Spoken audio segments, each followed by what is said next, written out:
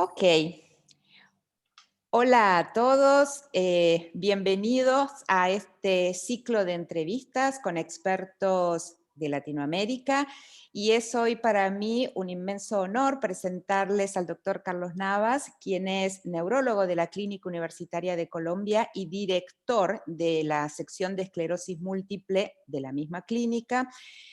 Carlos Navas es una persona a la cual respeto profundamente, no solo desde el punto de vista profesional, sino mucho más como persona, por su capacidad de trabajo, por su llegada a los pacientes y por su dedicación durante muchísimos años a tratar de mejorar la calidad de investigación, el trabajo, la atención, la calidad de vida de aquellas personas que tienen enfermedades desmilinizantes.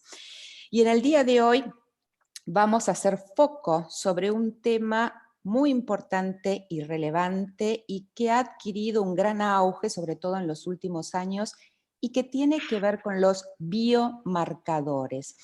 Estos marcadores, ya sea de imágenes o biológicos, que pueden mejorar nuestra capacidad, nuestra sensibilidad para llegar al diagnóstico, para elegir la terapéutica apropiada y para, en cierta manera, poder predecir de antemano qué va a ocurrir con nuestros pacientes. Entonces, Carlos, bienvenido nuevamente. Y mi primer pregunta para vos es, ¿cómo definirías al biomarcador ideal, ya sea en esclerosis múltiple o en espectro de neuromielitis óptica? Liliana, mil gracias por la invitación y por tan generosa presentación. Muchas gracias, te guardo el más inmenso cariño y amor, y a todas las personas que nos ven y nos escuchan, un gran abrazo.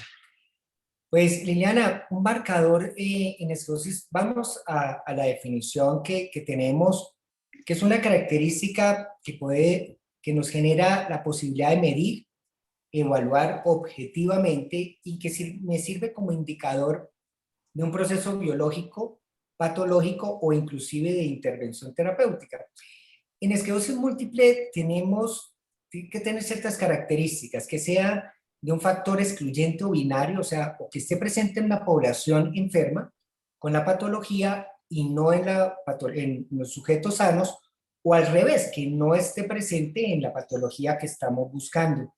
Que sea un método seguro, idealmente no invasivo, por lo cual la resonancia magnética se ha convertido en un excelente y principal biomarcador, pero no necesariamente el único, que sea preciso, reproductible, rápido, y aquí viene un inconveniente que a veces nos separa de los países con mayor poder adquisitivo, que sea económico, que se pueda por lo menos utilizar en todos lados y que a su vez tenga una sensibilidad de especificidad.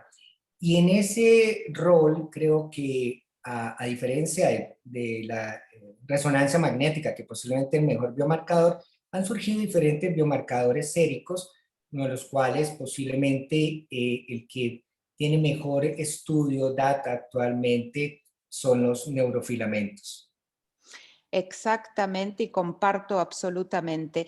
Y ya que vos trajiste el tema, sí hay muchos datos que han sido publicados, sobre todo recientemente, acerca del rol de los neurofilamentos, específicamente en esclerosis múltiple.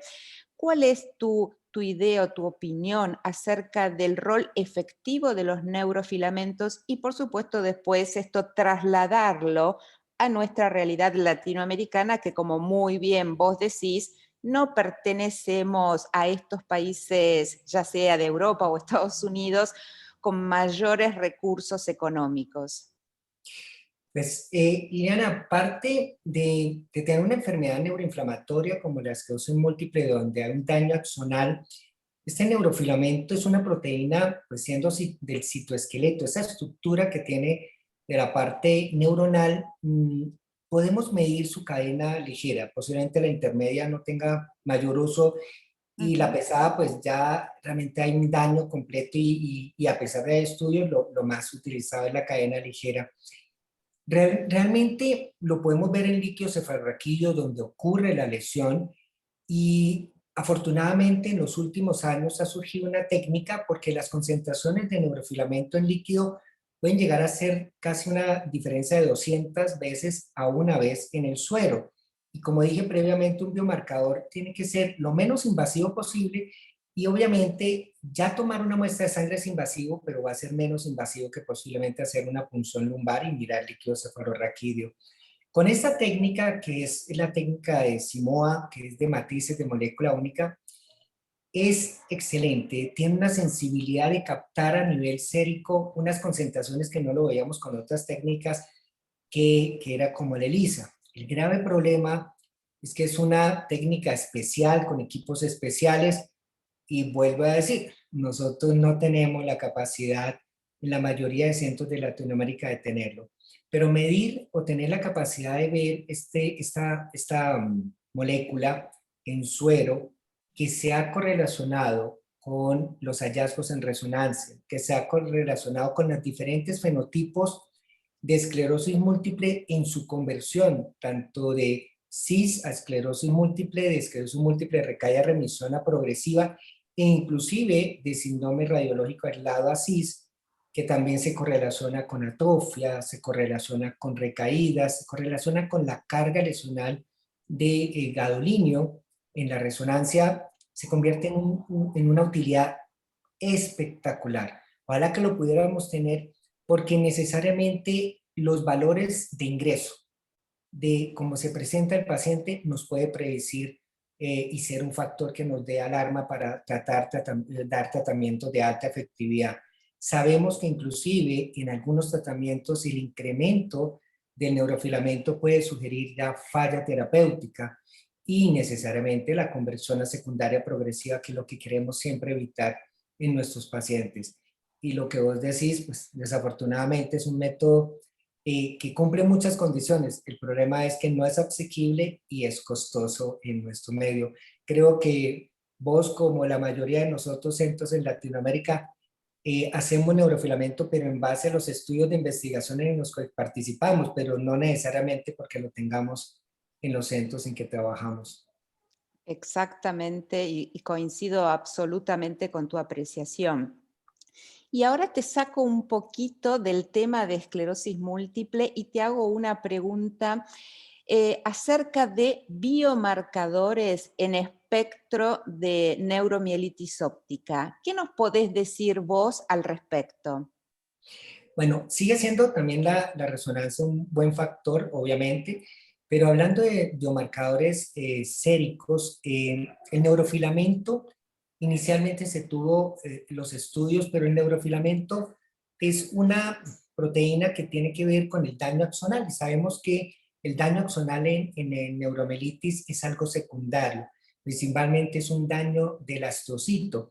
Por ende, hay estudios ya que comparan la proteína glial fibrilar ácida como un biomarcador de daño del astrocito y que inicialmente, los estudios obviamente eran en líquido cefalorraquídeo, mostraba una diferencia entre la presencia de esta proteína comparada con pacientes con esclerosis múltiple y obviamente era mucho mayor en pacientes con neuromelitis. Ya recientemente hay estudios de la documentación de la elevación de esta proteína sérica a nivel sérico comparado con esclerosis múltiple, pero al no ser una enfermedad neurodegenerativa, vemos que se correlaciona más en las recaídas y posiblemente a veces cuando podamos tener algunas dudas en pacientes con múltiple y neuromelitis y no tener la disponibilidad de un biomarcador como ensayo basado en células para la aquaporina 4, la diferenciación o niveles elevados de la proteína ácida fibrilar glial podría ser indicador o darnos un poquito más de orientación hacia que se trate de una astopatía tipo neuromelitis óptica más que una patología de esclerosis múltiple. Posiblemente sea el biomarcador que más está estudiando esta proteína. Los demás, hablando de chitinasas y otras circunstancias, todavía no hay estudios a largo tiempo y posiblemente creo que los biomarcadores séricos en esclerosis múltiple, en neurofilamento y en neuromelitis, la proteína ácida fibrilar glial. Absolutamente. Y la última pregunta que voy a hacerte es, ¿cómo ves vos el futuro de los biomarcadores específicamente en esclerosis múltiple? Pues yo veo, Liana, que hace 20 años todo lo mirábamos como múltiple y veíamos que los pacientes no se comportaban como veíamos la mayoría de pacientes y eran las famosas variantes. Hoy, a través de las técnicas de ensayo basado en células, podemos hacer un diagnóstico muy fidedigno acerca de neuromielitis o patologías o enfermedades relacionadas a anticuerpos anti-MOC. Muy seguramente la proteína glial fibrilar ácida también nos hace hacia aspectos de osteopatías como la enfermedad asociada a esta proteína.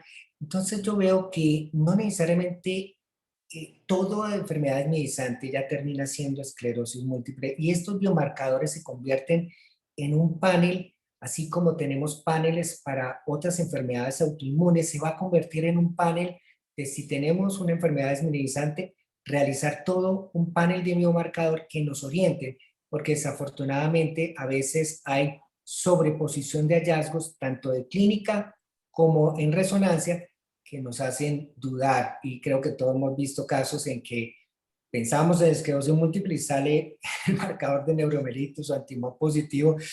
Y realmente es a veces difícil esa sobreposición. Yo veo que el futuro va a ser ese.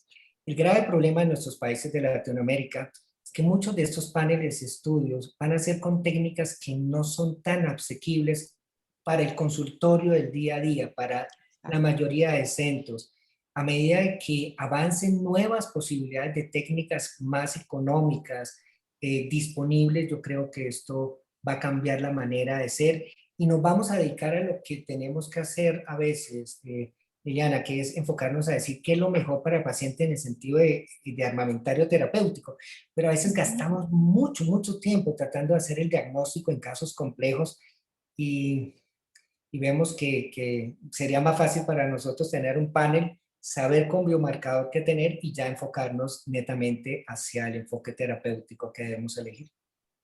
Excelente, absolutamente de acuerdo con todo lo que nos has contado, de acuerdo con la forma práctica y sencilla con lo cual nos has resumido toda la evidencia y como vos decís, es algo que esperamos a futuro poder contar con estos distintos paneles o biomarcadores para guiar nuestro diagnóstico y conducta en pacientes ya sea con esclerosis múltiple, con NMO o dentro del espectro de lo que son las enfermedades desmielinizantes y ver cómo eso lo podemos aplicar en nuestra práctica clínica diaria en Latinoamérica, que es donde nosotros trabajamos, porque por supuesto, como vos muy bien decías, eso nos va a ayudar a orientar también nuestra terapéutica y mejorar a futuro calidad de vida de las personas, que es lo que realmente queremos.